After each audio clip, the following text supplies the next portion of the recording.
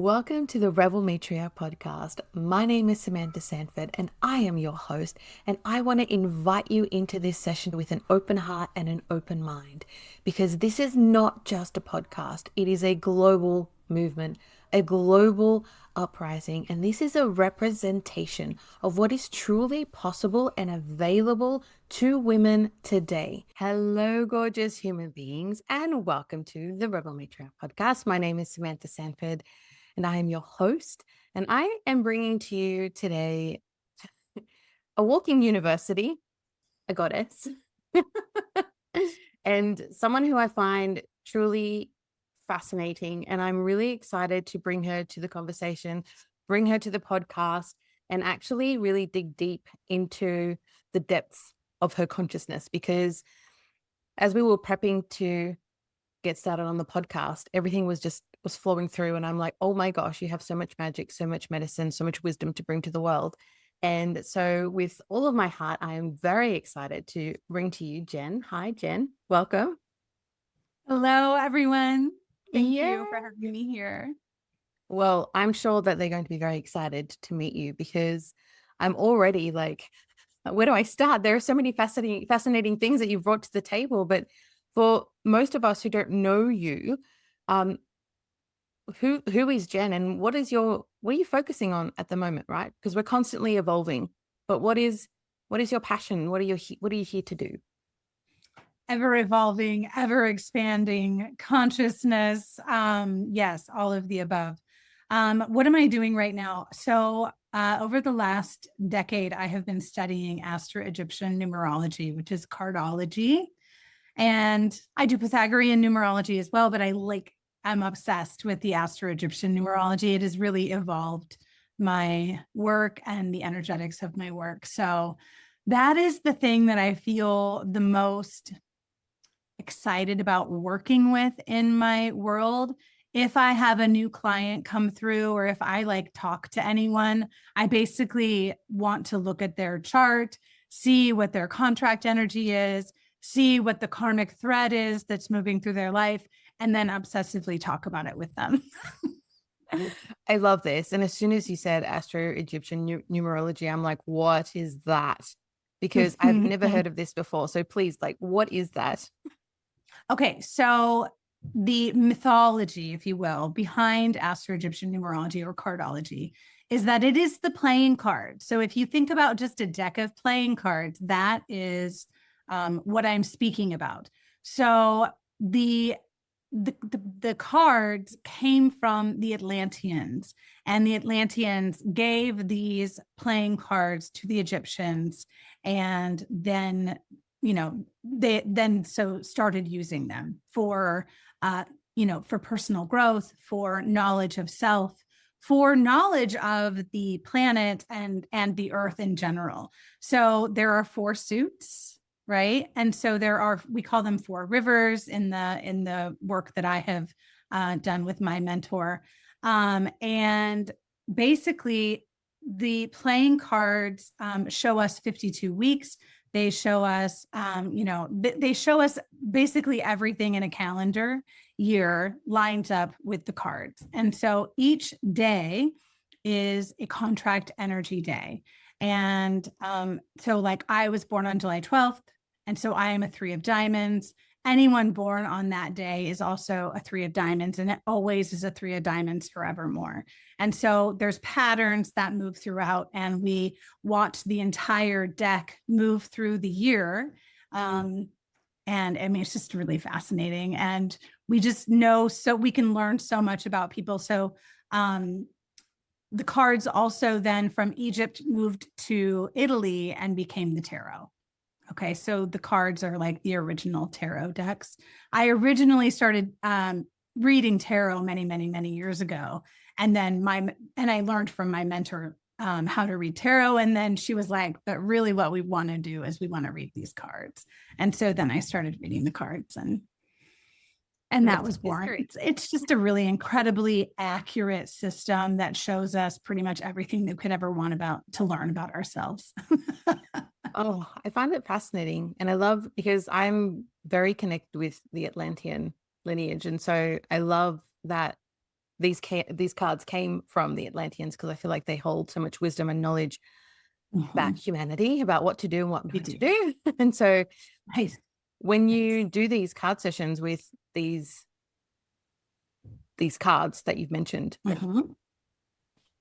just because I feel like there's a lot of reliance on these sorts of modalities, right? So you've got tarot, you've got oracle, you've got astrology, you've got human design, gene keys. Like, there are so many modalities that people can get really swept up and caught up in without making a move day to day, without sort of checking in. But because I don't know how this particular card system works, what's it like when you're sort of reading for someone? Is there a dependency that comes to it, or is it really just this beautiful awareness? I don't find, I totally understand what you mean. And I would say when I first started learning tarot and oracle, I would utilize those as like a tool to read for someone. And I would get so much information intuitively. And then I would be like, but I'm going to read the cards and I'm going to look at the cards. And so you're right. There's like a definite dependency that can happen. And the other piece that I find is that, like, I used to do a lot of readings online, and then people would come to me to understand themselves through whatever cards I was reading. And I was like, honestly, like, you could receive this information yourself. Like, you don't need me to read it for you. Yes, it's fun. And also, you don't need to be dependent on it. I agree with what you're saying. And also, the system that we're using here, I don't feel particularly dependent on it. I wouldn't say that I don't make a move without looking at it, but I also do look at it frequently for frequency shifts. So, like, there is a software. There's lots of softwares out there that can run the information for you. I use a specific software, but I also learned how to do it by hand to do the original quadrating of the cards, and like actually like look at the chart and do the chart without having a computer do it for me. And it's really, so I don't feel dependent on it in that way where I have to like look at something to make a decision or something like that.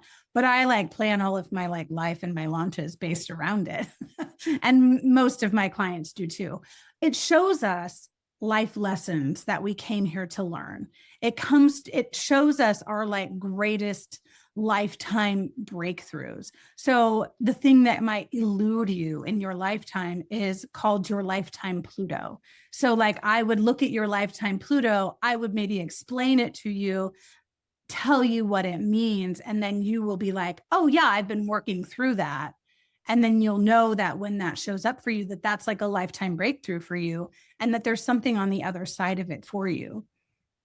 It's just really an awakening of consciousness. So it doesn't tell you all of your answers. It does give you a lot of information, but it helps you to see the consciousness behind it.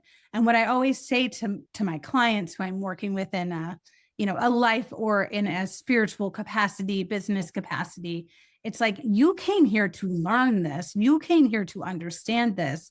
And these are the shifts in the frequency that you can then make to choose to live your highest and best life, right? Like, you want to know your purpose? I can tell you your purpose, right? Like, your purpose is not your job, obviously. Like, it's really what you came here to live out. And I think the goal behind it is really to clear away the karma, to clear away the things that really are just holding us back from living the way that we really truly desire to live. That's something that's beautiful. Thank you. And something you just said, I'm going to ask if you can just deepen that for me. You said that your purpose is not your job. You came here to live that out. And so when you said that, the way I took it is we don't have to go searching for or like joining programs or courses to be like, what am I here to do? What's my purpose? It's like following your prompts, following your intuition, following your own guidance, like feeling into, I feel like I need to heal this, or I need to let this go, or, all the natural ways that we go about living, right? I want to break this cycle, or I want to learn more about this. That's naturally us navigating our purpose without having to make it our job. Is that what you mean when you said that? Yes, definitely. Definitely. Because don't you think, like, especially in this entrepreneurial space, like that people are always like, well, what is my purpose? What am I here to do? And I find that I ask that question so frequently when I was, in my younger journey. And really, I'm here to live out the Three of Diamonds contract, period. Like that is what that means to me, right? And it is to like break all the patterns and to see who I really am and to live life and to love and to be who I really to be me. That's like my greatest job, right? Yes, yes. I love this because for myself, and I feel like almost every woman I've ever met who's on a journey, who understands consciousness, who understands the expansion of life, who understands the evolution of life, who understands, we're souls having a human experience. When we understand the enormity of what we're here to do and how limitless we are, we always ask that question, like, why am I here now? Why am I in this human form? What is my purpose? And then it's just, we create these meanings of like, oh my God, I'm not fulfilling my purpose. Like, who even am I? Like, what's wrong with me? We make so many stories about ourselves. And so when you said that, obviously it triggered something for me because I'm always asking like, but what's my purpose? Like, I feel like I'm here to be something, do something, like there's more. And then you just gave me permission to be like, dude, relax. Dude, Seriously, relax. like, girl, it's okay. You're actually doing it. You're already living it. You don't have to go out and make it your job. And so I feel like a lot of women needed to hear that. And thank you. Oh, I'm so glad. I like needed to hear that 1 million times. Yes. Well, I mean, you've clearly been on this journey for a really long time because you mentioned that you were a walking university and you are a master of many modalities. And I feel like it all just comes naturally to you, right? You almost don't even have to think, oh, what was what was it from there and how was it from here? And let me check my notes. It's all already in you. Mhm. Was this something that you were born into, essentially, like from a very young age? You were surrounded by this, you were supported through this, or did you have your initiation into it at a later stage? My contract is very interesting, and I think that that's a really interesting question. I was not born into this. No, but I could maybe kind of. As a young person, I could see very clearly the world and the universe as it was, and I was very solitary as a child. I spent a lot of time alone, and I spent a lot of time in the woods and just imagining and spent a lot of time looking at myself in the mirror. And this is so weird. I don't think I've ever told anyone this. I spent a lot of time looking in the mirror and like wondering about the dream and like what if it was all just a dream? That's what I feel like is maybe my first initiation. I used to have a lot of dreams about maybe other timelines, other lives, like dreams that were very vivid that I just couldn't imagine were real. Like I lived up in Northern California as a small child and had never been west or east of California. I'd never been anywhere. And I like used to dream about bison and the Native Americans and like the plains, which I had never been to. I now live on the plains in the United States, but I had never been to them when I was like a small child, and I dreamt of them frequently. And so I think those were I believe that those were my initiations. And so part of my contract energy is that I have an ace of spades as my like Mercury. Ace of spades as Mercury says the veil is very thin. The veil is very thin for me. The veil has always been very thin for me. I didn't really recognize that was something in my life when I was young. But as I aged, I started to recognize that I like had like I had the sight. I could see things, I could feel things, I knew things. I'm very claircognizant, very clairsentient. I was like, just had a lot of knowing. And so I like really went down, like my parents were very like traditional, like business person, traditional mom, like whatever. And I was like so crunchy, very hippy dippy as a kid. Wanted to be the rebel with, my parents were like, oh my God, like you're going to like grow up and have like lawyers as children. Cause I was so like far to the left, maybe to the edges. I was always very edgy. So I think that that's my initiation. I lived on a commune. Like I like went off and like toured the country and like toured with different bands and like just tried to be very edgy as I like grew. But then my real initiation or one of my awakenings, we'll call it, because I believe we just are awakening all of the time, right? So one of my awakenings would happen when I moved to Colorado and I became a massage therapist, a doula. I became a birth doula, and I became a Reiki master. So of course I like Not just one, it had to be all three. no, I had to do all of them all at once. Of course. Yes, it's the first child, right? First Right. daughter. Firstborn. Firstborn. So, I'm not an overachiever or anything. It's fine. No, I'm not getting those vibes at all. Righto. So we had a massage therapist, Reiki, and sorry, what was the last one? And a birth doula. And a birth doula, which is very Yeah. important. I have so much love and Yeah. respect for birth doulas. So It was amazing. That was like an amazing path for me. I was like, I have to become a healer. Like I know I'm supposed to do this. Like it was just the next thing. And I hadn't really had any direction. I was like, just like free flowing. Like, no, everyone was like, what is she going to do with her life? How is she ever going to have any money? Or, is she going to get married? Like, what is she doing in her life? I was like 30 at this point. Yep. So, yep. I love. So And what was that was the biggest, like? that was a huge initiation for me. What was the actual initiation for you? Like, what was the aha or the holy shit moment?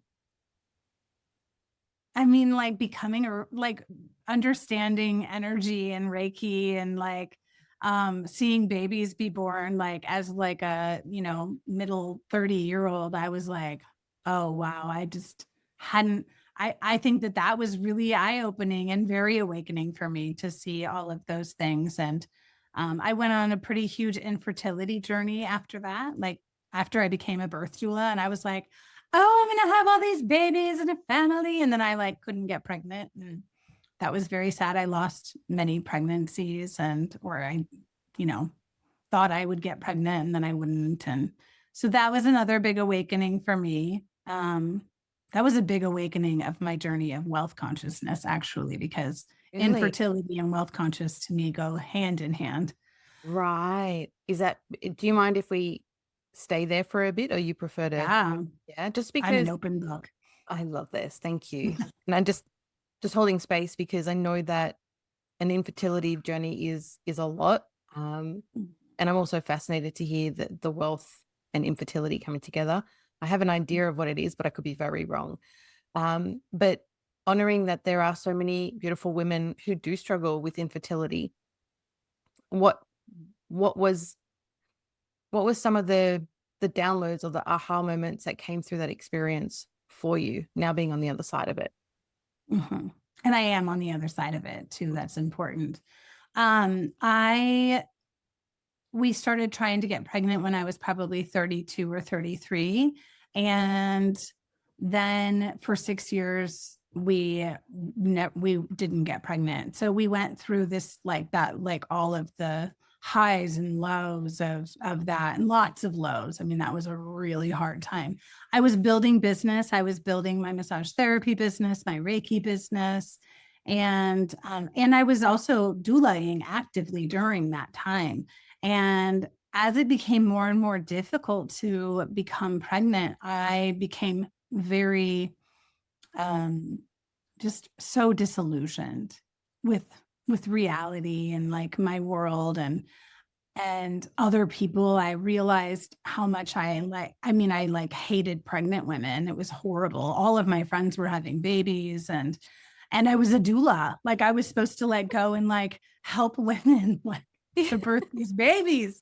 And I was seeing all these pregnant women, and everywhere I would go, I would see pregnant women, and I was just like, I couldn't understand why I didn't like them, because I'm really a naturally very like joyful human. I've always have been. And I love pregnant women and I love babies and I love children, and my whole being was just in dissonance. Like I couldn't understand how I was a mother to so many and yet couldn't become a mother. Like it was really hard.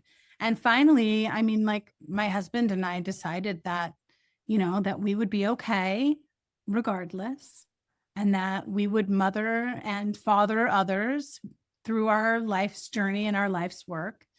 And that we didn't want to adopt, which a lot of people thought was terrible of us. And A lot this of is people not have a lot of about opinions you, about nothing to do with right? themselves. Yep. Yep. And everyone always asked us when we were going to have babies. And I'm like, stop asking. And I started like, people started calling me and saying, or like emailing me and being like, we're pregnant. Like, we just wanted to let you know before we announced it. Like, and that was so hard and so sad,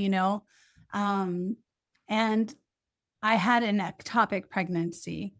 Mm. That was really hard because I was so excited that I got pregnant. And then like my numbers started going up and I was like, this is happening. We were like so joyful and so excited. And it was like June. And by the end of June, they were like, you are having an ectopic pregnancy. But then they were like, but we're going to wait and see because we don't want to like get rid of a pregnancy that is viable. And so then I had to like wait and be pregnant. It was so terrible. And then it started just growing and growing in the tube. And so then they finally we had to call it. And so that was really hard and sad. And, I learned a lot about myself during that time and what I was like capable of and what my capacity was. And, um, and dragonflies became very important because as I was like in August in Colorado, the dragonflies are very prevalent. And I would walk my dog and I would go to this big field and I would just release into the ether and I would just all of a sudden see all of these, dragonflies everywhere. So those, of course, like were very representative to me of a baby, of some soul that wanted to come in to be in my life. And so that happened. And then we went through IVF, and we had one shot and we had one baby. And he was a big, big, fat baby. And he is 13 now. So we are on the other side of that. But the reason that I think that it relates so deeply to my wealth consciousness journey was because I was broke. I did not have any money. had not done any wealth consciousness work at this point in my journey of work, of Reiki and all the things. I was just a broke healer, and I think that the relationship between not being able to get pregnant and then this journey that I went on for wealth consciousness and really seeing all of my generational patterns of lack, just really were so highlighted to me by this infertility journey. They walked hand in hand.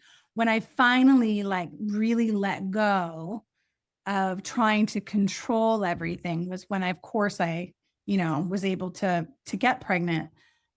But I mean, I had to control through IVF. So that's not really real that we let go of control. Like people would be like, just surrender, go on a vacation, and then you'll get pregnant. Are you relaxing?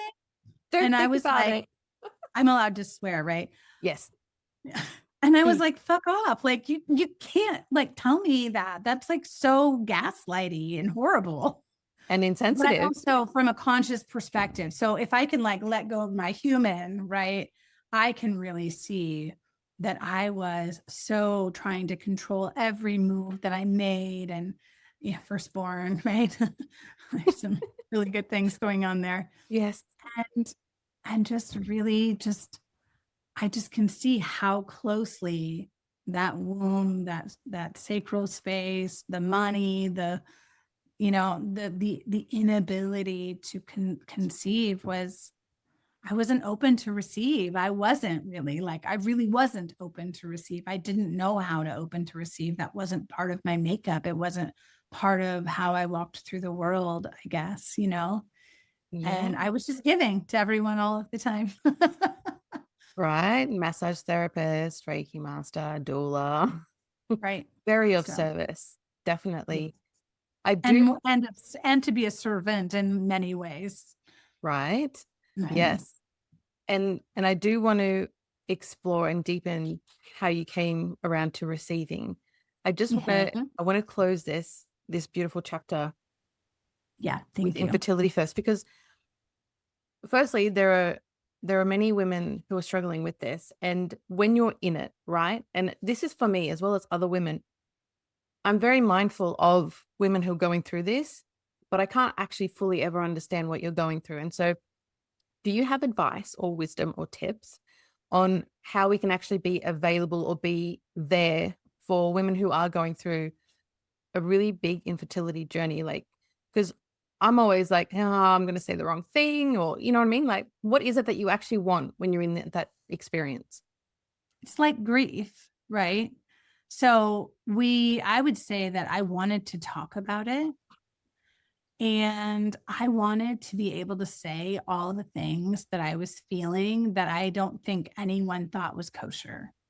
So the fact that I hated pregnant women and children, like in a lot of ways, um, I needed to hear that that was okay, that people could hold space for that. Um, I hated when people would tell me that they understood. I'm like, you do not understand. No. Right? But No. you can like still be my friend and still hold my hand while I'm moving through the grief of it, right? Um, and I really appreciated those people who let me know in advance that they were pregnant. And so that I didn't have to just read it on Facebook, and be like, oh, another one. I I did appreciate that. Okay. No, that's really good. So anyone who is currently struggling or going through infertility, and or if you're on the end side of it where you've decided that you're just not going to try for children anymore, you're deciding to just accept where you're at and you're going through all these experiences, I would like you to all know that I hold space for you and Jen holds space for you, Yeah. and that it's okay that you hate pregnant women and other people's children and whatever else you're going through, because of course you do. And Yeah. it's safe, and that I am a safe space if you ever want to talk. Yeah. And I'm sure Jen would. And go on a holiday instead of going home for Christmas or something like that. Like if there's like a bunch of nieces and nephews and you don't want to see all of them, or your friends are having babies and you don't want to see all of them, don't do it. Full Go permission. out for a nice dinner with your husband and get drunk. I mean, whatever. Like, I don't know. Like, go on a holiday, go do something fun for yourself. You don't have to follow what everyone else is doing. That's right. Yeah. You got to You don't play have to be kosher everything. either. Yeah.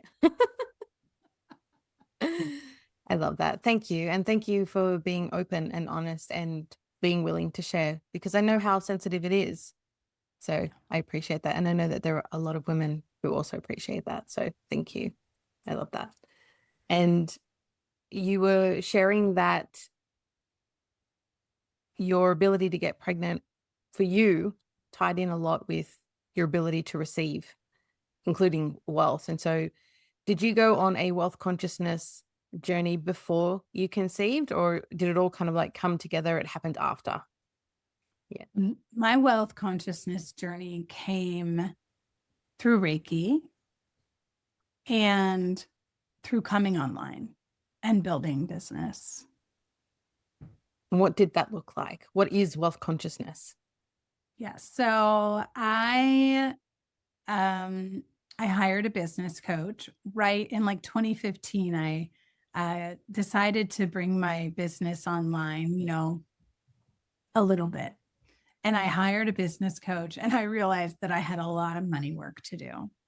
that I was not ready for what was coming online. And the comparison, the judgment, the actual consciousness of money, right? I did not really understand that wealth was a consciousness or that money was energy. I really didn't get that yet. And so when I hired this woman, and it's really hilarious because literally right now she just texted me, the same person No who way. I'm very dear friends with now. Yes. I love She's that. a very good friend. That's really funny. She was like, you need to do some money work. Like she was like, you were, no, this is not, no. So I just started on that journey, and I actually like bought Money Boot Camp from, well, it was back when she was the lucky bitch, but from Denise Duffield Thomas. And I like jumped into that, and I was like, whoa, okay. All right. I got some work to do. And I kind of dove in there for a while, and I'm still part of that community. And because you buy it for the lifetime. So that's nice. And then I just started really diving in, and really truly Reiki was such a big catalyst for me, because I just started to recognize that the present moment was the only moment, and that I had to really understand that worrying about everything all of the time and really worrying about money was not bringing any more money to me, that it was just making me worry. And so I started diving into that, like I said, like wealth consciousness, the actuality of money, like what is it and how does it work in our lives, and how do, like, all those stories that I was telling myself. And then every day I would say to myself, just for today, I just will not be worrying about that money. Just for this moment, just for this 1 second, I'm going to stop worrying about that money.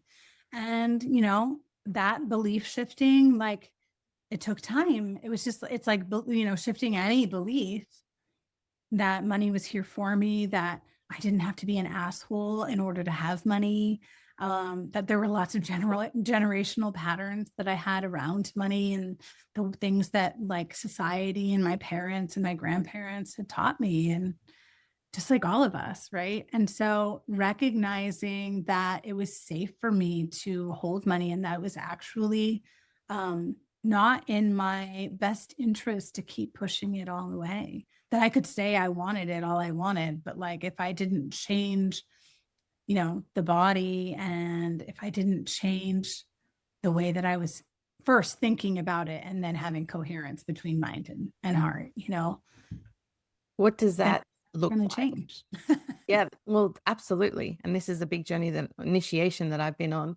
And it's something that I really feel called to share with my listeners, because as women, we're conditioned to be in the mind, and we feel like mindset work cures all, right? Because as soon as we can comprehend and we can understand why we are the way that we are, why we have those patterns, we feel like, oh, so, okay, so I must be cured. And it's like, well, no, that's just step one. That's just the awareness. And now it comes the embodiment piece and the coherence you spoke about. What does that look like for someone to understand their money patterns, and then to actually embody that? When you talk about the body, what does that look like? For me, that was all about being in this, finding the stories, right? So finding the stories and finding where the beliefs and the emotions lied in the body, right? So I spoke about being a massage therapist. So I teach I moved from massage therapy into energy healing, and I moved to energy healing online. And I teach something called Body Insight, which is like any of the other emotion codes, body talks, like anything like that. But it's really bringing my massage therapy work into an online space without touching someone, which was that every single part of your body holds emotion. And so if we can find the part of the body that is really holding on to those emotions, be it in your chakra system, be it in the cellular structure of the body, in your organs, in your blood, in your bone marrow, like, in your glutes, wherever it is, like there's going to be a correlation between emotion and the body. And the way to move it out is to pay attention to it. So physically, we can touch it, we can move it. Somatically, we can, go there with emotion and feel the emotion, right? So feeling the emotion. I like to say, like, we Kali Ma it, right? You're looking Kali Ma in the face, like look your fear in the face, look your body in the face, and really feel the emotion and then move it out, right? So however it needs to move out, shaking, crying, energy work, like not forcing it, right? It doesn't have to be hard. I always say it doesn't have to be hard. Like, and you don't have to necessarily direct it. You can just let it do what it wants to do, let it move how it needs to move. But that for me was that's of course a huge part of the journey, a huge part of the money journey. Because Absolutely. we all hold trauma in our bodies, be it little trauma or big trauma, right? And those little T's, those little traumas, they sure add up in the body over the years, especially when it comes to money and women and the patriarchy. Because that's a whole nother thing, right? She said it. She said the P word. I did it. Oh no. Here it comes. Yes. Thank you for explaining that, because I feel like a lot of women are like, what do you mean I got to get in my body? And I guess the way that I simplify it is what you were saying, right? You go into the body, your body holds all these emotions. And if you actually just sat with it and like what aches or, what tightens, what constricts, all the rest of it, and then you pay attention to that. I think the reason most women don't go beyond that is because they start to feel how uncomfortable it feels, right? Like our mind chatter starts going and we're like, oh, I don't need to do this. This is too uncomfortable. Like I feel unsafe. Like I don't feel like I'm in control. And it's like, it's staying in that discomfort is the work. And that's on the other side of that discomfort is where you get the clarity, where you get the release, where you get the, oh, I can breathe again moment. And so I just wanted to re-emphasize. Yes, liberation, sovereignty. Yeah. We can do this, ladies. We can do this because she said the P word. Because we've been conditioned really for thousands of years to be disconnected from our bodies because we're so freaking powerful as human beings, and more so as women, because we're literally the womb of creation.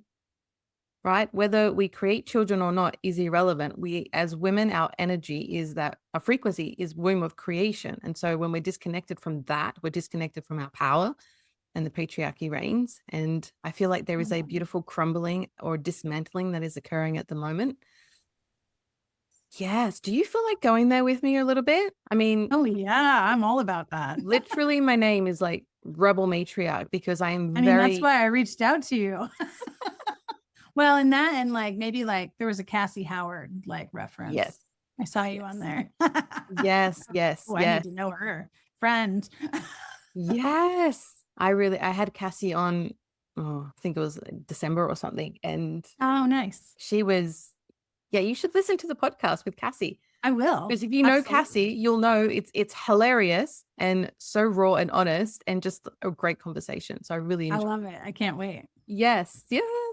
But diving into the conversation of patriarchy with someone such as yourself, who's really aware and open, and your channels are open, your gifts are open, and because it's all coming together. I'm in the middle of recording a series called Mystics Unhinged, and it's bringing in women who are very dedicated and devoted to their mystical gifts and just receiving the wisdom that comes through them. Because my truest belief is that women who are connected to their gifts and their womb wisdom and understand their power as matriarchs hold so much knowledge about not just the world, but the universe and consciousness and the limitlessness of source. And so if we can sit down in conversation with these women such as me and some of my listeners are like we start to receive these codes and we start to open ourselves up. We start to be activated. We start to realize how powerful we are. More women step into their roles as matriarchs. The patriarchy continues to dismantle and the world starts to shift. Do you know what I mean? Like it's all coming to, that's my process. And so Yes. When you mentioned the patriarchy, I was like, well, please, let's tap into this a little bit, because you could very well be one of my mystics unhinged, and I would love to hear what. Oh, I'm definitely a mystic unhinged. Absolutely. Right. And a big part of it is that it's unfiltered. So I want to hear raw from your mouth and from your awareness. What is your take on what's happening at the moment in terms of the dismantling, and what do you see for the matriarchs that are coming forward? Well, I mean, I live in the US, so it's a giant shit show. Yeah. And Big fat doo-doo. It's a lot of that, yes. But I've been screaming about this for 30 years. I love that you have, and thank you for not giving up. So, I mean, I'm like, welcome everyone. Yes. What do I say? I say we were born for these times. And I know that might sound cliche. It does sound cliche, but that's okay. We were born for this specific moment. Our souls all decided to come here at this time. And I am not a gaslighter. I'm not a spiritual whitewasher, just FYI. I don't feel like that the ascension is happening, and for like I don't always like follow along with all of that. But what I truly believe is that from a grassroots perspective, we have been dismantling the patriarchy for a long time, and that the patriarchy continues to do its thing because it's just there, and men feel powerful and they feel like they can do whatever the fuck they want, and so they continue to do so. And and we're so programmed as a society that women just follow along with it because that's what we've been programmed to do for all of our times, right? And I think that in the knowing that we're here to do things like, so for like numerologically, we can see that people who were born after the 1900s show us that we were here and bound and determined to win at any cost, right? So children who were born in the 1900s, particularly in the 1950s, carry 195 in their chart. And 195 is the arrow of determination. The arrow of determination says that I will do whatever it takes to win, right? That's warring, it's warmongering, it's hurting and killing people because it serves someone else in power to make money, to become more powerful, right? As we watch people be born in the 2000s, they're showing us something very different. Things are changing rapidly, as we know. It doesn't matter what system you look at. This is just the system that I choose, right? So in the 2000s, people have very few numbers in their charts. So most people have lots of zeros in their charts, which means that they don't carry those numbers. We don't see 195 anymore, or if we do, it's very rare. It's a rare thing to see that in a chart. And so the charts that are present now are showing us that they are passive, and not because they're like passive aggressive. They're passive because they're here to be observers. People are changing, becoming more observant. I think that this is part of how the patriarchy dies, is that we're not rushing to fight it. We're rushing to observe it. And that, I think, is partly what the matriarchy is here to do, is to create, we create community without having to be like at all odds, I'm going to succeed, right? That's not what the matriarchy does. The matriarchy centers the vulnerable. The matriarchy centers children and women and the elderly. It doesn't just like say, men, you don't belong. It just says we center the people that actually are vulnerable, and we take care of them rather than, shushing them to the side and saying, you are not seen, you are not heard. I don't know where I was going with the observer part. The observer part is like, just I see this in our children, is that they are here to observe. They're here to do things that actually just make them feel excited. They have a lot of passivity, and they only do things. And if you watch our teenagers, they only do things that light them up, which is why they hate like the American school system, right? Our public school system is dying because it is the patriarchy. It's a prison system. It's the prison pipeline system, right? Like put in all of the kids who, who are of color and who are poor, and we will make sure that they eventually enter into our prison system.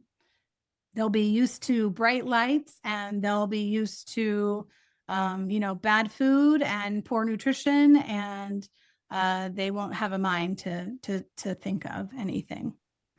So, I just feel like we're seeing in our time, in this real time, kids who no longer can tolerate that. Like my kid is no longer tolerating that. And he is very much a passive observer, but when he feels lit up by something, my goodness, he gets right into it, right? And so we see that happening. I see that happening numerologically for us. Like, I think that that's a big pattern for people and humanity as we move through. As I spoke about contract energy earlier, I think like karmically, we're starting to see the end of things, right? Like we're starting to see the ends of people doing things the way that they were doing them. It's no longer serving. It's all being unearthed. We can see through everything now. And I think it's great. I mean, it's terrible here in the US. I'm not going to lie. Yeah. It sucks. And I live near Minnesota. I'm just like 4 hours south of Minnesota, just south of Minneapolis. My nephew lived in Minneapolis. 2 of my friends' kids live in Minneapolis. I have clients in Minnesota. Like they have been a real hot spot, obviously, in the US. And I think that, they're changing things. People are rising up here. It is wild. Yeah, absolutely. There's a ripple effect of it around the world. There's a lot of online conversation and debate and a different level of awareness. Although it's also dangerous being online because a lot of people have opinions that are based on opinions rather than an understanding or an education or an awareness of what's really happening. But I really love that you brought the piece of, the 2000s and what our children are here to do in terms of passively observing as opposed to attacking or, I must win at all costs, because it's a heavy one. And I know that, a lot of us are having children, right? I have children too. And I always question, do I really want to bring children into the world? And I got the answer of, we need to bring them in, right? Because most of them or all of them are starseeds, or, they're very gifted, very strong, very powerful beings. And so I was like, okay, cool. Like knowing that I can hold that and I can support them and I can show them and allow them to become who they need to become. But hearing what you just shared also makes me feel a little bit more safe, secure, confident, like reconfirmed that, okay, I did the right thing. Because when you see how everything is unfolding in the world, you're like, Jesus, like, how do I explain this to my kids? And have a teenager, right? Like it's a lot. They see everything. They see it all. And we have to talk about it. And they talk amongst themselves. They do talk amongst themselves. They sure do. I look at the chat. I see the chat. And I'm like, oh, what are you talking about in your chat with your friends? Like, I want to see. And they're talking about all the things. They see it. And they are like, my kid is like, no way, this is terrible. It can't be like this anymore, Mom. Like, this is not how it is. This is not the way. This is not the way. This is not the way. And they're so intuitive. And like that child came out like as an energy healer. That child came out speaking light language. He used to speak light language when he was little. Like, I would be like, what are you saying? He'd be like, and I was like, are you speaking another language? I don't really understand. I love that. And we're very telepathic. These kids are very telepathic. and I'm very telepathic, so it's fun. Oh, I love that. I want to tap into my telepathic abilities because we're all telepathic, right? We are. We're I just believe we all, all are. We all have gifts. We just aren't like, no, not everyone knows them. But these 2000s kids, the 2020 kids in particular, those are going to be really fun to watch because they have so much 2 energy in their chart. So they've got so much intuitive energy in their chart. Our connection to source, so much intuitive ability. It's going that to be really excites me. fun. I think My they're all going to be okay. That's I what I believe believe. so. Yeah, I believe so. My eldest is born in 2022, so it's like even more Ooh, two energy. yes, so much 2 energy. I love I that. love these little 2 babies. They are, Yes, we're just like pure divine love. absolutely. I love this. So then, as someone who has been in in the arena for 30 odd years, and someone who is also dedicated and devoted to her growth and her gifts and living her purpose as opposed to making it her job, what is it that you feel women can do, or like what do we need to do as women? And I say this because for a really long time, me included, there's been this energy of like passivity of, well, of Mhm. course, she did this or she did that or she made that decision, and we've got to honor her choice and we've got to honor where she's at, and we've got to be mindful. And I know that all these come to play, and I'm also at a point of yes, and now we need to hold everyone to a high standard, and now we need to like raise a bar. And so when it comes to what is it that women can really do right now, whether we have children, whether we don't, whether we're just coming into our own of becoming, or whether we're further along in our evolution, I feel like women need to be more responsible and be more accountable for how they're contributing to what's happening at the moment. So what advice, what wisdom, what can you see for women that they need to hear? Women are it. Women run the world. We already run the world. And so we need to take our power back, and we need to continue to rise up and say no thank you, and without a thank you, to the people who are in power. That we have to demand more voice. We have to demand that we are seen and heard, and we have to continue to build our own communities. And so I think that what we can do as women, like, there's going to be a lot of women who can't do everything, and that's okay, but they can build community. Women build community. And like, I think being here now in this moment, like, is such a really critical, important piece, meaning that what's in front of you right here, right now, you are in a community in your town, wherever you are living. Find people, find their children, and build community. Bring food to each other, like help each other with the children. Like, it does take a village, and we have lost that. We've lost the plot. Yes, we And I have. think that we have to bring that back. And I mean, I live that actively online, and I also live that actively in my own community. And we take care of our people, we take care of our elders. Like, our friends were sick last night, and we were like, well, looks like y'all need dinner. Who's bringing dinner? Like, that is the kind of community that we need to live in. And we need to stop depending on these external forces to like take care of us. Like, we can take care of our own, not just ourselves, right? Because we often like live in this like, what is it, like the nuclear family, right? Like, the nuclear family is like the death of, I mean, of the world, because we have lost this ability to be in community. And so I think finding more and more community, I think that's a huge answer that I have. Build Yes. community. Pardon me.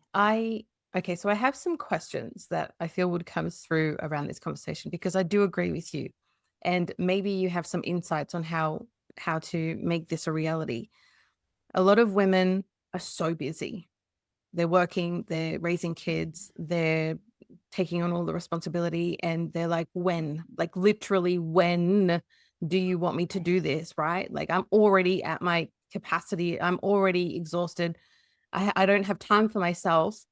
When am I supposed to create this community? And I'd love to know like what comes through, or what advice or wisdom do you have around that?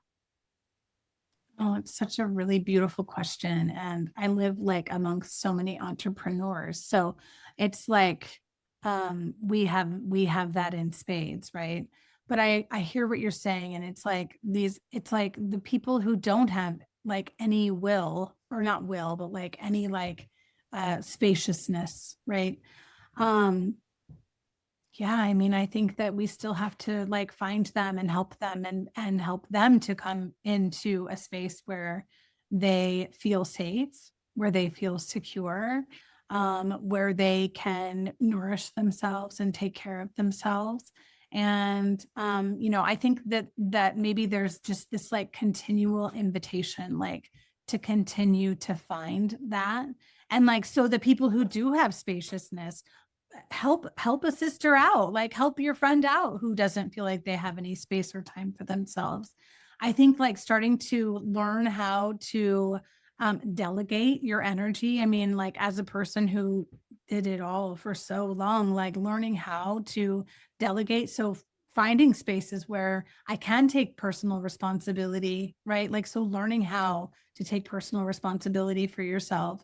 Find a community where you can learn personal growth. Go to a therapist. Like, I mean, find 45 minutes in your day where you can learn how to grow in your own way.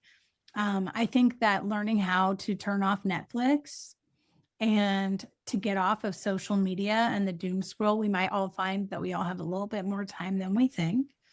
And I And speak to and it. that's not to shame anybody, because I know there's a lot of people out there who are working really, really hard, and we need to take care of those people, frankly. And that is also partially like just our community job, right? Like to find the people who need support and to help them and to find them.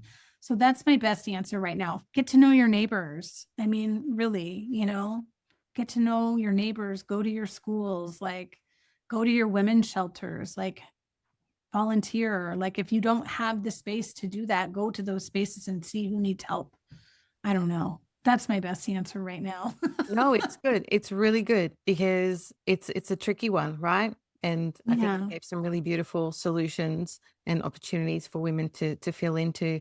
The biggest one is, well, we're so overwhelmed and stressed holding it all together, right? And then a really big piece of trying to maintain our sanity and to quieten the chaos and the noise, even if it's for 10 minutes, half an hour, it's to do things like doom scrolling or watching Right. Netflix, right? Because you're like, I just don't want to think, and I just don't want to be a participant. I don't want to be present right now. I just need to zone out. Mhm.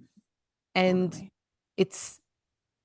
it's tricky to then make a decision of like, is this actually going to benefit me, or is there's something else that I can do? Because and a big part of the podcast that I'm creating, and the series that I'm creating, is I'm wanting to create a space where women can, rather than tuning into doom scrolling or tuning into watching Netflix with no real benefit, they can tune Mhm. into a conversation like this, right? So if you just Yeah. tune in for half an hour, even if you listen on double speed, like I love to listen on double I speed, love to listen on double speed. you can get an hour's worth of content, wisdom, information in 30 minutes. That's Mhm. nourishing your soul, nourishing your Mhm. mind, nourishing, your beautiful self. And that then recreates an opportunity for you to come back into your reality in a different way. And so I Mhm. do love that Yes. I love that you tapped into that, and that there's that saying, and I'm going to get it really wrong, but I think you'll know what I mean. It's like, when you can't, like when your world is crazy and you're overwhelmed, it's like, go and help somebody else. Yeah. Be of And that, service. be of service. Yeah. So you mentioned like going to the shelter, or Mhm. connecting with a neighbor or something and supporting them in some way. And I think that's a Yeah. huge piece And too. I'm speaking to myself too, right? Like go be of service. I feel like that is a huge piece. Like if you're questioning like where you're at and what you need to be doing right now, find yourself in service. I love that. Thank you. So thank you for your answer. It was never about perfection, right? It wasn't about No, having the solution. It's about God, opening the no. conversation. God, no. I've been letting go of perfection for approximately 45 years. Yeah. How's that going? How's it? It's still there though, isn't it? I mean, yeah, there's parts of it that are there for sure. I have a big sign on my wall and right in front of my face, and it says, "The less perfect I am, the more money I make." Sounds good to me. But don't bump, right? Like, I love because, entrepreneur, firstborn child, love to get it right. Yeah, yeah. Love to get it right. Do I want to be right? No, I don't really need to be right. That's not really actually why I'm here. Right? What? Correct. Why are you really? Why are you really here? Why am I really here? Yeah. Why am I here? Yeah. Why are you really here? Oh, I am here to create. I am here to create. I am here to make love. I am here to be loved. I am here to live life and be alive. I am here to help women to live the life that they truly desire to live. I'm here to help steward money, to be a money, to be a consciousness for money. That's something that like weaves in and out of my world a lot. And I love this. What does that mean to be a steward for money? To understand that the frequency of wealth has been a frequency for as long as I think that time has existed, which I don't actually think that time exists, but that it's been a frequency for all of it. It's part of source, and that it wants to be with us, and that it flows to us and through us and ultimately as us, and that we have been trained to repel it, so that power can have it.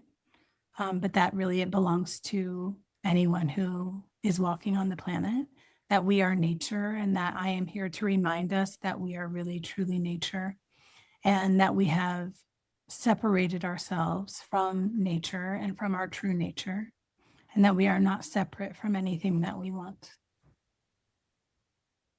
What is that journey for women like back to this realization? Because a lot of women will hear what you just said and think, well, that's nice for you to have. It's just so disconnected from so disconnected from their reality that they're like, what does that even mean? Like,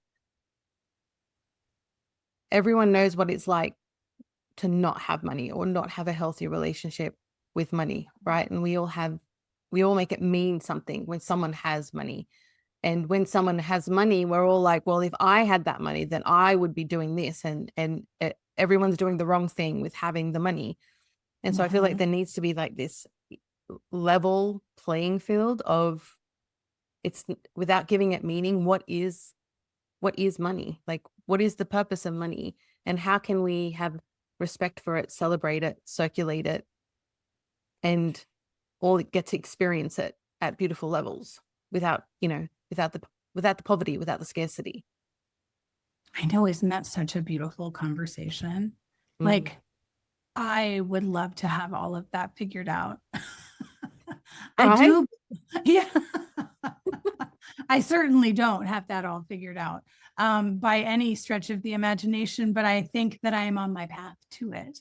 And I do believe that the more present I am with who I am, and that I am source and I am the value, the more present I am with that conversation with myself, I recognize that I am the wealth. I am the money, that my wealth is my well-being, that I always say that I am the ATM machine, right? Because I am truly the creator of my own life. And I think as an entrepreneur, like, we have a special gift to be able to experience that whenever I need to do something, whenever I want to pay a bill or buy something, I create something. I am the ATM machine. I just create it. And so understanding that I am the creator of it, I think, has helped me when I come back to the understanding that I am it. I know it sounds ethereal, and I mean, 20 years ago, me would be like, "What the hell are you even talking about?" But it works for me and it works for my clients. I am the creator of it. Like, I just truly believe that money is energy. And I fight with the reality that people have to like deal with on this planet, because we're in a physical plane, and there is so much polarity. And like, we are in a naturally, like, polarity exists on this planet. And so we all experience it. We are not living in source, but I can recognize that I am it, or I believe that I am it. And so when I believe that I am it and I'm in that space, like, it just flows. And I don't really know how to explain it any better than that. I love it. No, I mean, everyone is connected to source. I guess Yes. the visual that comes through to me is we all have a unique fingerprint. There are no two people that have the same fingerprint. And so there are no two people that have the same channel.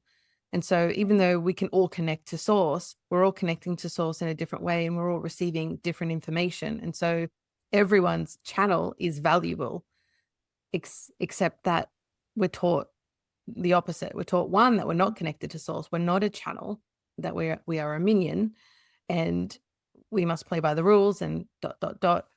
And so I love that you spoke. Because I'm Armenian, yeah. We are taught that we are this, and that means that we don't have this. Well, yes. And that's why these conversations are so important, because like and to me, it's people are like, oh, I hadn't thought of that. And I'm like, oh, really? Oh, okay. Like, I don't realize how much these conversations don't happen until you hear from so many people that, oh, really? That's a thing? I think that I forget sometimes about things like that, because I'm in a bubble. I like live in the online space, right? I live in a very privileged experience. And I feel like sometimes I forget that people don't have these conversations all of the time. Like, I am source. I am the value, right? Like, without me recognizing that I am the value, this physical body would not be moving around. Like, I am that. I am the physical value, right? Like, my higher self decided to iterate in this physical body. And without that higher self, without that value, this physical body wouldn't even be moving around. Of course, I can create anything I want to. It's like absolutely amazing. Yes. Right? So you can imagine then that when we're not realizing our value and how unique and beautiful and powerful our channel is in connection with source, and we're disconnected, and then they tell us, in order to be of value and in order to be a match for some sort of money or wealth, you got to work really hard. You got to go to school. You got to go to your 9 to 5. You got to get a proper education that's going to teach you how to perform within someone else's corporation. You got to work 9 to 5, although it's kind of like 8 to 6. And now it's just like, you're just working 24/7, right? All the time. And we'll give you some money, and that's how your value is assessed. And so we're walking around going, I don't have money because I'm not of value. I'm not good enough. Because I don't work hard enough. Because I'm not good enough. Yeah. We see that in the chart, in the Astro Egyptian chart. We see that in the diamonds. The diamonds really struggle with understanding value and their own worth. And so that's a good conversation. I love that. Is there is there a solution, or is there a contemplation for a diamond who is really struggling with their worth? I am the value. Yeah. I am the value, right? Like, I think that that's what it always comes back to. So when we think about the diamonds in the Astro Egyptian numerology, we always struggle. I am a diamond. So we struggle with body. We struggle with the physical. We struggle with being too attached to the physical world, to the money, right? And so we think that money makes the world go round, because that's what everyone tells us. And we have to realize that when we detach from the meaning, that we find value in ourselves. And so I think really like learning how to understand that piece has been really profound for me, of course.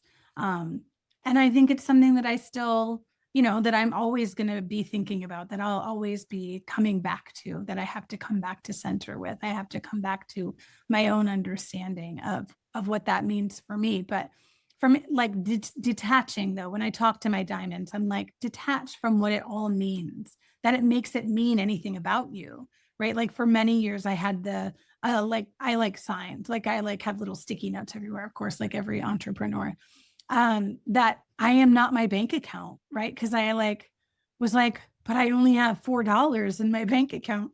Am I only worth $4? No, of course not, right?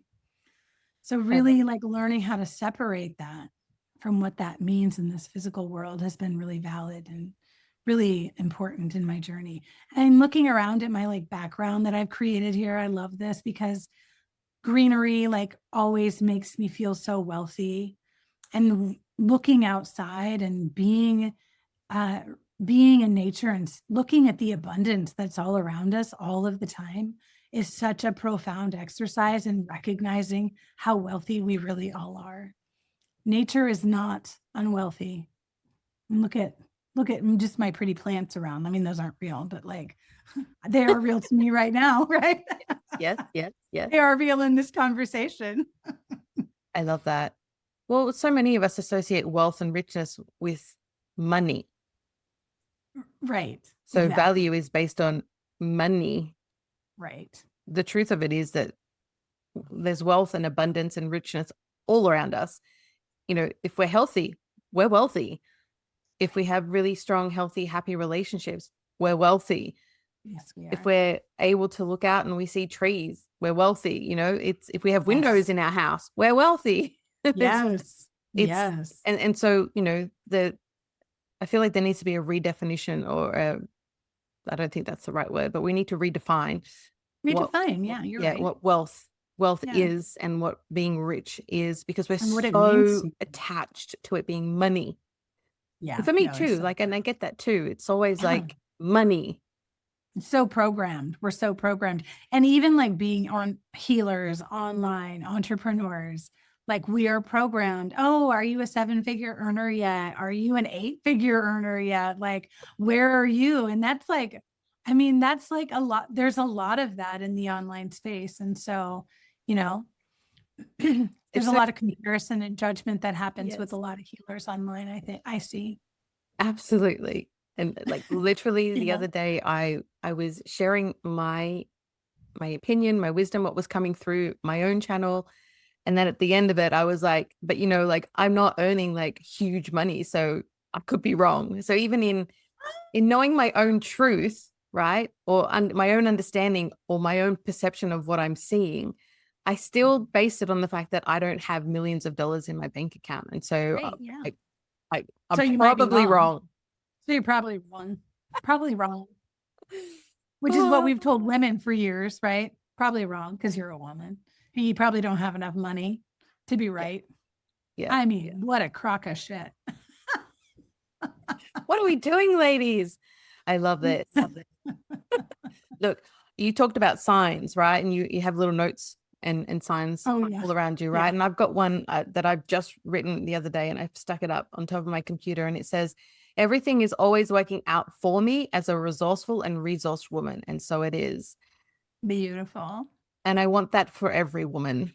Yes. To become a resourceful and resourced woman, because it's not about money alone. It's about resourcefulness and being resourced through connection, through beautiful conversations such as this, and through.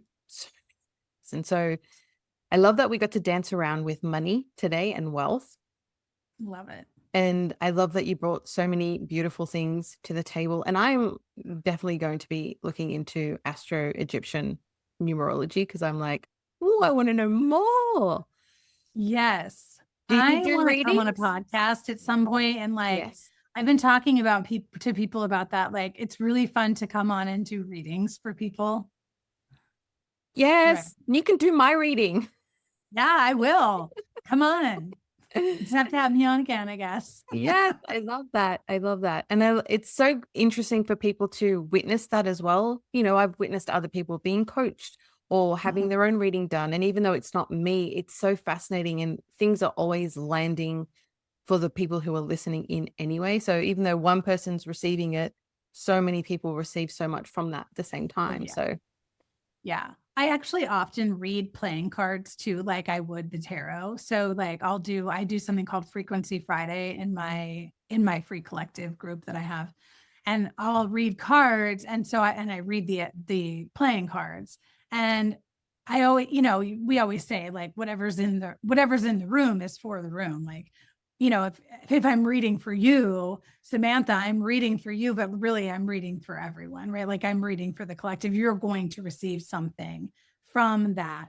And like the channeling is just so strong when the cards come out. I'm like, oh. And when I was talking earlier, I was like, whoa, my channel is very strong right now. I get real weird. I can always feel it. I love that. Oh, strong with you. Strong. Yes. Yes. Strong connection. Yes. I'm here for it. I'm here for all of that. I know. I love it. Yay, me too. Okay. Do you do readings for clients or can people actually come to you for readings or are you more? Yes. Oh yeah, I do. I mean, I will do like I do like yearly readings. I like people to come to me on their birthdays or like right around their birthdays to get their year ahead reading. I like to do quarterly readings. I mean, I do all sorts of readings.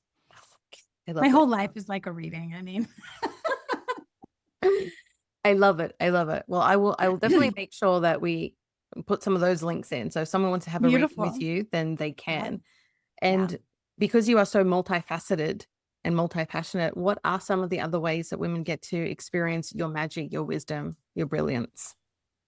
I have a free collective online. So that is a great way to get to interact with me and my community and the culture that I am building online.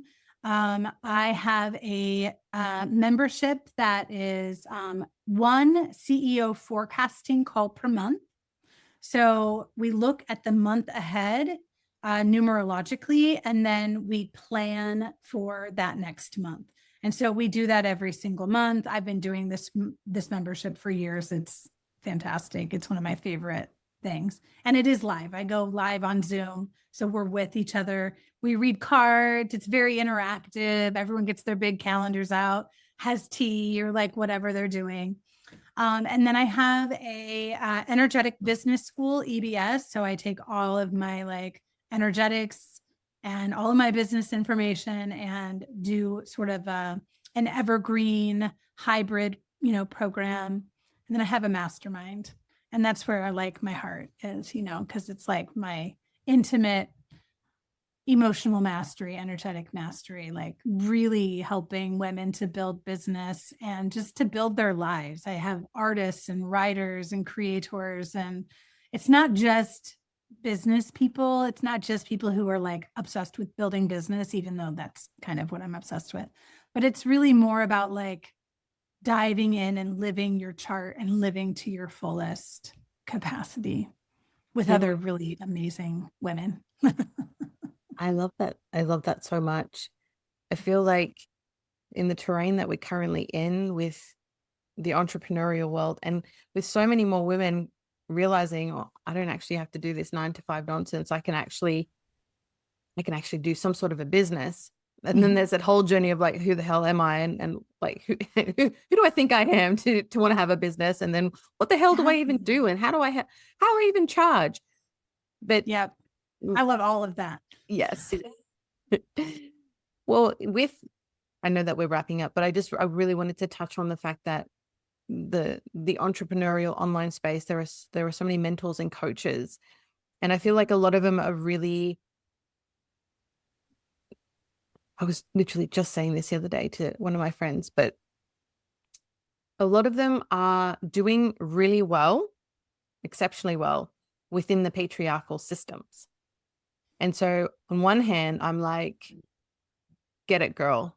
Like, I'm like, go get it, girl. Show them what a woman's absolutely capable of.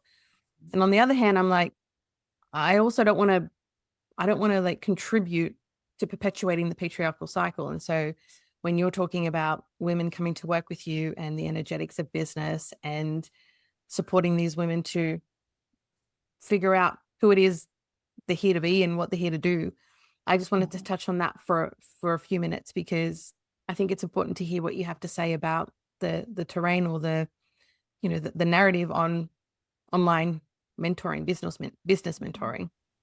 Mm-hmm. And what do you bring that's a little bit different to what's out there? Oh, I love this question, because I don't feel like I am like a regular person in the business coaching world. I've never really felt like I belonged in that space necessarily. Um, I I believe that people need to come first over profit. I am incredibly impact oriented, but I still believe that we do live in a capitalist society, and so we do have to make money. So yes to impact, and yes to being wildly well resourced. I believe that when women have money, or that healers have money, we do really good things with it. And that means we build community, we take care of ourselves, which is a number one priority, which you sort of touched on earlier, right? And it's sort of like, I can't even wrap my brain around not being able to take care of myself anymore. Like, that feels really far away to me sometimes. So it's like, when we are well resourced, we can take care of ourselves. We take care of our children. We take care of our neighbors' children. We take care of our elders. We take care of our community. And so that culture, to me, is the reason for being an entrepreneur and having your own business and bringing your gifts to the table. If you are a healer, and I mean a healer like a helper, a coach, a high priestess, an empress. I mean, we can really go wide with that terminology. If you are doing this work in the world, who are you not to bring your gifts to the world?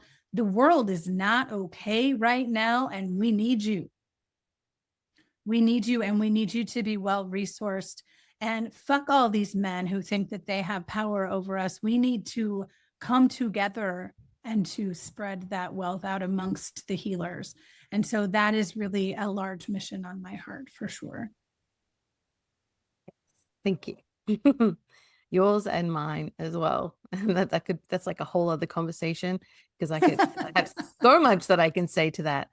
But I'm going to respect your time and the listeners' time. And I just thank you for being a light in a world that's slowly crumbling, and a possibility, and a gateway, and a pathway. And so I'm truly so excited for women to receive you in this podcast. And I'm excited to share your links. And just thank you so much for being on the podcast with me today. Thank you so much. And thank you to all of your listeners. Thank you to anyone out there who is doing this beautiful work in the world, or who is thinking about it. And I'm so grateful to be here. Thank you. Thank you. Thank you for being here, gorgeous woman, for rising with us, remembering with us, and refusing to shrink inside a world that benefits from your silence. If this episode moved you, cracked you open, or reminded you of who the hell you are becoming, share it with a woman who is ready to rise too. I want to invite you to follow, subscribe, and leave a rating, so this message becomes too loud, too wild, and too undeniable to be ignored. The movement grows because of women like you. Women who choose truth over comfort, liberation over obedience, and voice over disappearance. You can connect with me, Samantha Sanford, at Rebel Matriarch, and all links to our guest are in the show notes below. Until next time, stay rooted, stay rebellious, and remember, the world changes when women refuse to disappear.